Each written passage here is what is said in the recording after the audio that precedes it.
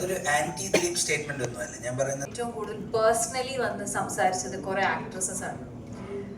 ഞാൻ പേരെടുത്ത് പറയുന്നില്ല, ഓരോരുത്തരും വന്നിട്ട് അവർക്കിത് കുറെ പോയിന്റ്സ് ഭയങ്കര റിലേറ്റബിൾ ആയിരുന്നു, കുറെ മൊമെന്റ്സ് ഇത് ഭയങ്കര റിലേറ്റബിൾ ആയിരുന്നു എന്നവർ പറഞ്ഞു. അത് ഭയങ്കര ആഗ്രഹം ഉണ്ടായിരുന്നു, പക്ഷെ ഒന്നും വന്നില്ല. എനിക്ക് അങ്ങനെയല്ല ഞാൻ പറയുന്നത്, എല്ലാം പേരുണ്ട് ആർട്ടണൻ ദിവ്യയെ വിളിച്ചോ സംസാരിച്ചോ, പുള്ളിക്ക് സിനിമ ഇഷ്ടപ്പെട്ടു. കഴിഞ്ഞ വുമൻസ് ഡേക്ക് വിളിച്ചിട്ടുണ്ടായിരുന്നു. കുറച്ചുകൂടെ ഉറക്കെ പറഞ്ഞു. കഴിഞ്ഞ ദിവസം പറഞ്ഞ പോലെ ഓണായിരുന്നു നിന്ന് ഇപ്പൊ ഗ്രൗണ്ടിലേക്ക് ഇറങ്ങിയ ഒരു ഫീലിംഗ് ഉണ്ടോ? ഇപ്പൊ ഞാൻ സന്തോഷത്തിൽ പറഞ്ഞുകൊണ്ടിരിക്കുകയാണ്. അതൊരു ഭയങ്കര ഭയങ്കര ഒരു മൊമെന്റ് ആണ്. ആൻഡ് ഞാൻ പറഞ്ഞതുപോലെ ഇതെല്ലാം ഒരു സിനിമയ്ക്ക് വേണ്ടി നമ്മളൊരു കാര്യം ചെയ്യുമ്പം ആ സിനിമയാണ് അതിനു വേണ്ടി സംസാരിക്കേണ്ടതെന്ന് ഞാൻ വിശ്വസിക്കുന്നു. ആ സിനിമ സംസാരിക്കുന്നുണ്ട്.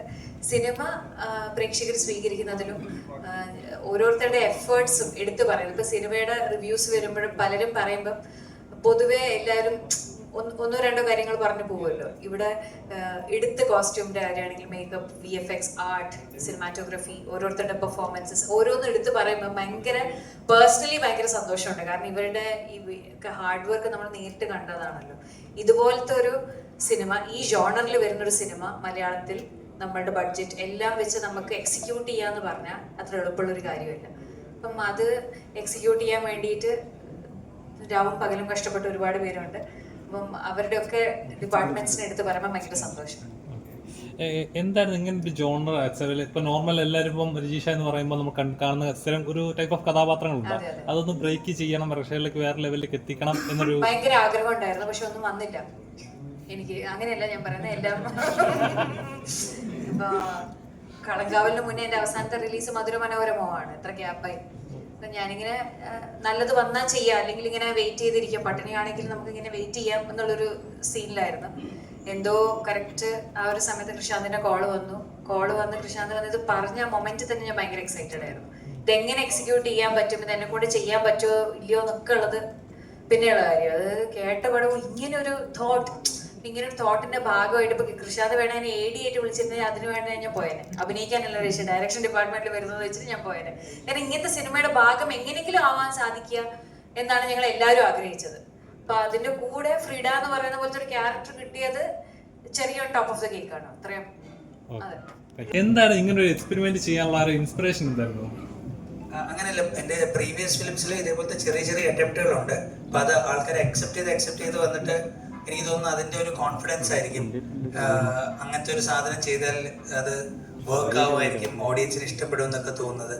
അപ്പോൾ അതിനൊരു പ്രൊഡക്ഷൻ ഹൗസും കൂടെ നമ്മൾ പ്രോപ്പറായിട്ട് സപ്പോർട്ട് ചെയ്യുമ്പോഴത്തേക്കും നമുക്കത് നെയിൽ ചെയ്യാൻ പറ്റുമെന്നുള്ളൊരു സംഭവം. പിന്നെ എനിക്ക് തോന്നുന്നു വീണ്ടും ഇങ്ങനത്തെ വർക്കുകൾ കാണുമ്പോഴത്തേക്കും നമ്മളോട് സഹകരിക്കുന്ന ആർട്ടിസ്റ്റുകൾക്കും അവരുടെ എക്സ്പെരിമെൻറ്റുകളും അല്ലെങ്കിൽ അവരുടെ അറ്റംപ്റ്റുകളും ഒക്കെ എഫേർട്ടുകളും ഒക്കെ ഇതിൽ ഇൻവെസ്റ്റ് ചെയ്യാൻ തോന്നും. അപ്പോൾ എല്ലാം കൂടെ ചേർന്ന് വരുമ്പോഴത്തേക്കും ഒരു നല്ലൊരു പരിപാടിയായിട്ടത് എൻഡ് ചെയ്തു. ഭയങ്കര അത് ഒരുപാട് പേരുണ്ട് ആർട്ടണൻ ദിവ്യയെ വിളിച്ചോ സംസാരിച്ചോ, പുള്ളിക്ക് സിനിമ ഇഷ്ടപ്പെട്ടു. ആൻഡ് ആ സോങ് ഇറങ്ങിയപ്പോഴത്തേക്കും one of the people who really spoke, ഭയങ്കര വൈസായിട്ട് സ്പീക്ക് ചെയ്ത ഒരാളാണ് ആർട്ടണൻ. അതിലൊരു വീഡിയോ ഒക്കെ ഉണ്ട്. അപ്പം നമ്മള് ഭയങ്കര സർപ്രൈസിങ് ആണ്. നമ്മള് ഒരു രീതിയിൽ വിചാരിക്കുന്ന ആൾക്കാർ വേറൊരു രീതിയിൽ അതിനെ റിയാക്ട് ചെയ്യും. നമ്മള് വേറെ രീതിയിൽ വിചാരിക്കുന്ന ആൾക്കാർ എന്താണ് നിനക്ക് തുണി എടുത്തൂടെ എന്ന് ചോദിക്കുകയും ചെയ്യുന്നത് ഭയങ്കര സർപ്രൈസിങ് ആണ്.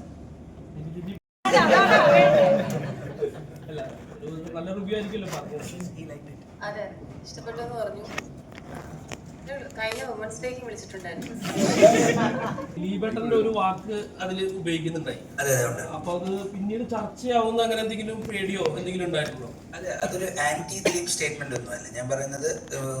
ആൾക്കൂട്ട മീഡിയ വിചാരണ കാണിക്കുന്ന ഒരു സാധനമാണ്. അപ്പം വായി തോന്നി വിളിച്ച് പറയില്ല ചേട്ടാന്നും അത് പറയുമ്പോഴത്തേക്കും നമ്മള് ദിലീപേട്ടന്റെ ക്രൈമോ അല്ലെങ്കിൽ ക്രൈം ചെയ്തിട്ടുണ്ടോന്നോ ആ ക്വസ്റ്റ്യനൊക്കെ കോടതിയുടെയും ഇതിനൊക്കെ വിട്ടില്ല.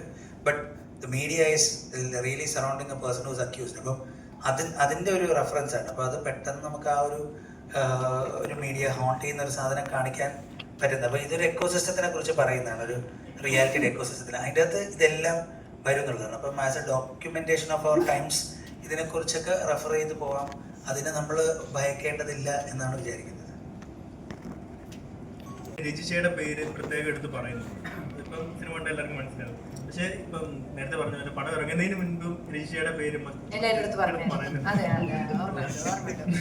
ഓക്കെ. അപ്പം അത്തരത്തിലുള്ള ഒരു കോൺഫിഡൻസ് ഉണ്ടായിരുന്നു. അതായത് ഇപ്പം ഈ ട്രോൾസ് അല്ലെങ്കിൽ മീൻസ് ഒക്കെ വരുമ്പോൾ പോലും പടം ഇറങ്ങട്ടെ, പടം ഇറങ്ങി കഴിഞ്ഞാൽ നിങ്ങൾ ഇതെല്ലാം മാറ്റി പറയും, അല്ലെങ്കിൽ അത്തരത്തിലുള്ള ഒരു കോൺഫിഡൻസ് അന്നേരം ഉണ്ടായിരുന്നു. അല്ലെങ്കിൽ ഇപ്പം എങ്ങനെയാണ് ഫീൽ ചെയ്യുന്നത്? അത് സിനിമയിലുള്ള കോൺഫിഡൻസ് ആണ്, അല്ലാതെ എനിക്ക് എൻ്റെ മറ്റേ അങ്ങനത്തെ പരിപാടിയല്ല. അത് സിനിമയിൽ, കാരണം നമുക്കറിയാലോ നമ്മളിത് എന്തിനാ ചെയ്തത്, സിനിമയ്ക്ക് ഇതിൻ്റെ ആവശ്യം എങ്ങനെയാണ് ഏതാണെന്ന് എനിക്കറിയാലോ. ഞാൻ അതിനു മുന്നേ എന്ത് പറഞ്ഞാലും പോയിന്റ്ലെസ് ആണ്. അത് പിന്നെ വ്യാഖ്യാനിക്കപ്പെടും, അതിൽ കുറെ സാധനം വരും, പിന്നെ അതിൽ വരും, പിന്നെ അത് എന്തിനാ അങ്ങനെ തോന്നിയിട്ടില്ല. കാരണം എനിക്കറിയാം ഇപ്പൊ 27-ന്റെ വളരെ പെട്ടെന്ന് സിനിമ വരുമെന്ന് അറിയാമായിരുന്നല്ലോ. അപ്പൊ വന്നു, ഇനിയിപ്പൊ ഞാൻ റിയാക്ട് ചെയ്യേണ്ട ആവശ്യം വന്നില്ല.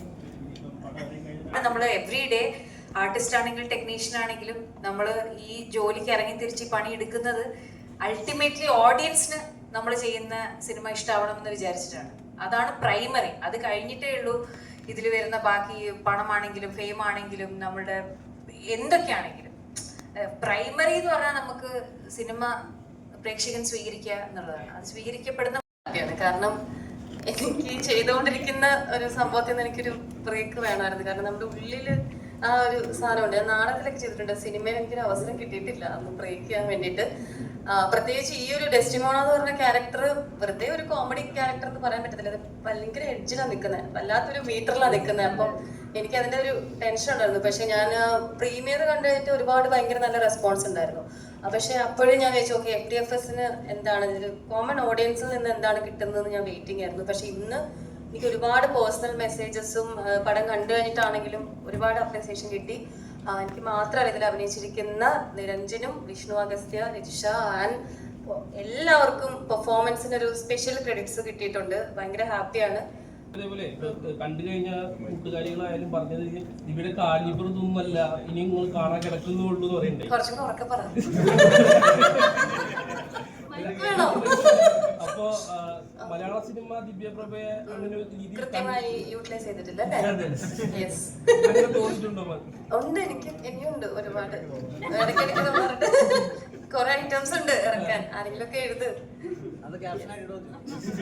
ഉറപ്പായിട്ടുണ്ട്. സെലിബ്രിറ്റികളായാലും ശരി, കോമൺ മാൻ ആയാലും ശരി, എല്ലാവർക്കും അവരവരുടെ പ്രൈവസി ഉണ്ട്. അതായത് ഇപ്പം ഒരു ഫാൻ പറയുന്നൊരു ഡയലോഗ് ഉണ്ട്, എൻ്റെ മനസ്സിൽ ഇത് പോയി. അപ്പോൾ എല്ലാ മനുഷ്യർക്കും അവരവരുടെ ഹയർ പൊസിഷനുണ്ട്, ലോവർ പൊസിഷനുണ്ട്. അപ്പം എല്ലാ സറ്ററിക്കൽ പോയിന്റ്സിലും കൊട്ടിട്ടുണ്ട്. ഇപ്പോൾ കൊട്ടേണ്ടവർക്ക് കൊട്ടുന്നുമുണ്ട്, പറയേണ്ടത് പറയുന്നുമുണ്ട്, കിട്ടേണ്ടവർക്ക് കിട്ടുന്നുമുണ്ട്. ശരിക്കും കഥാപാത്രം ചെയ്യുന്ന സമയത്ത് തോന്നിയിട്ടുണ്ടോ എനിക്ക് പറയാനുള്ളതെല്ലാം കുറേ ഇതിനകത്ത് ഉൾപ്പെടുത്തിയിട്ടുണ്ടെന്നുള്ളത്? ഹലോ, കേക്കാവോ? ഞാൻ ഈ സിനിമ നമ്മൾ പ്രീമിയർ കഴിഞ്ഞപ്പോഴും അല്ലാത്തപ്പോഴും എൻ്റെ അടുത്ത് ഏറ്റവും കൂടുതൽ പേഴ്സണലി വന്ന് സംസാരിച്ചത് കുറെ ആക്ട്രസസ് ആണ്. ഞാൻ പേരെടുത്ത് പറയുന്നില്ല, ഓരോരുത്തരും വന്നിട്ട് അവർക്കിത് കുറെ പോയിന്റ്സ് ഭയങ്കര റിലേറ്റബിൾ ആയിരുന്നു, കുറെ മൊമെന്റ്സ് ഇത് ഭയങ്കര റിലേറ്റബിൾ ആയിരുന്നു എന്നവർ പറഞ്ഞു. അത് നമ്മൾ പറയുന്ന പോലെ ഈ പ്രൈവസി കയറി എൻക്രോച്ച് ചെയ്തോട്ടെ എന്ന് നന്ദുചേട്ടൻ ഇതിലൊരു ഡയലോഗ് ചോദിക്കുന്നുണ്ട്. അത് ഏത് മൊമെന്റ് വരെ നമുക്കത് ഓക്കെ ആണെന്നുള്ളൊരു കാര്യമുണ്ടല്ലോ. ഇപ്പം ഈവൻ ഞാനൊരു ജേർണലിസം സ്റ്റുഡൻ്റ് ആണ്, ഞാൻ ജേർണലിസം പഠിച്ചിട്ട് വന്ന ഒരാളാണ്. അപ്പം എനിക്കറിയാം എത്തിക്സ് എന്താ, നമ്മൾ എന്തൊക്കെയാണ് ഫോളോ ചെയ്യേണ്ടത്. പക്ഷെ ഇന്നത്തെ ഒരു കാലഘട്ടത്തിൽ നമ്മൾ എന്തൊക്കെ ഫോളോ ചെയ്യുന്നുണ്ട്. ഇപ്പം ചുമ്മാ പറയുകയാണെങ്കിൽ ഒരു മരണ വീട്ടിൽ പോയാൽ നമ്മൾ എന്തൊക്കെയാണ് ചോദിക്കുന്നത്, എങ്ങനെയൊക്കെയാണ് കവർ ചെയ്യുന്നത്, എങ്ങനെയൊക്കെയാണ് ഷൂട്ട് ചെയ്യുന്നത്, എന്തൊക്കെയാണ് നമ്മൾ അപ്ലോഡ് ചെയ്യുന്നത്. ഇതിന് നമ്മൾ ഓരോരുത്തർക്കും as A citizen, as A human being നമുക്കൊരു റെസ്പോൺസിബിലിറ്റി ഉണ്ടല്ലോ.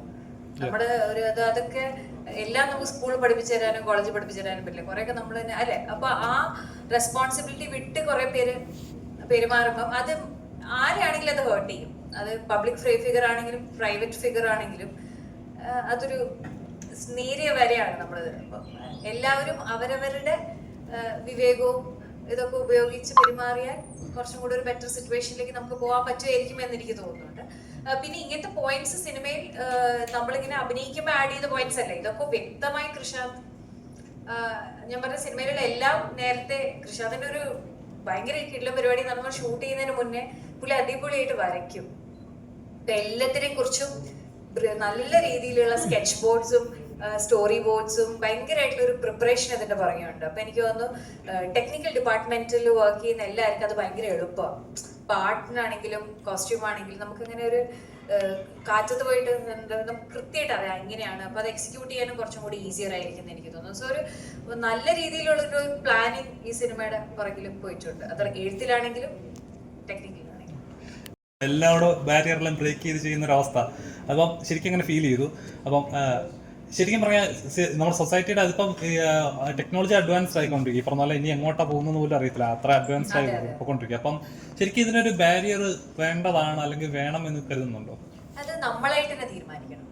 ഞാൻ അതാ പറയുന്നത്. ഇപ്പൊ നമ്മള് ചില സിറ്റുവേഷനിൽ എനിക്ക് തോന്നാം നമ്മൾ എപ്പോഴും എല്ലാവരും ഇങ്ങനെ പഴിചാരിക്കൊണ്ടിരിക്കുവാണല്ലോ. അത് ഗവൺമെന്റ് ചെയ്തില്ല, ഇത് അവര് ചെയ്തില്ല, ഇത് ഇവര് ചെയ്തില്ല. എപ്പോഴും ഒരു തേർഡ് പേഴ്സണിലോട്ട് ഈ ബ്ലെയിം ഇടാൻ നമുക്കൊരു ടെൻഡൻസി ഉണ്ട് മനുഷ്യർക്ക് എന്ന് എനിക്ക് തോന്നുന്നു. നമ്മളായിട്ട് എന്താ ചെയ്യുന്നത്? ഇപ്പം നമ്മളൊന്നുമില്ല, റോഡിൽ കൂടെ പോകുമ്പോൾ എന്തൊരു പേര് വേസ്റ്റ് ചുമ്മാ എടുത്ത് കളത്, ഇതൊക്കെ ഞാൻ പറഞ്ഞൊരു ഒരു ബേസിക് നമുക്കായിട്ടൊരു മാറ്റം വരുന്നുണ്ട്. അപ്പം ഞാൻ ചെയ്യുന്ന എൻ്റെ ജോലി ഇതാണെങ്കിൽ, അഭിനയമാണെങ്കിൽ ഇതിൽ ഞാൻ എന്തൊക്കെ എത്തിക്സ് എനിക്ക് ഫോളോ ചെയ്യണം, മീഡിയ ആണ് എന്തൊക്കെ ഫോളോ ചെയ്യും. അപ്പം അത് നമ്മളായിട്ട് തന്നെ കണ്ടുപിടിക്കണം. അതിന് അല്ലാതെ നമുക്കൊരു ഗൈഡ് ലൈൻസ് ഒന്നും കൊണ്ടുവരാൻ ബുദ്ധിമുട്ടായിരിക്കും എന്ന് എനിക്ക് തോന്നുന്നു.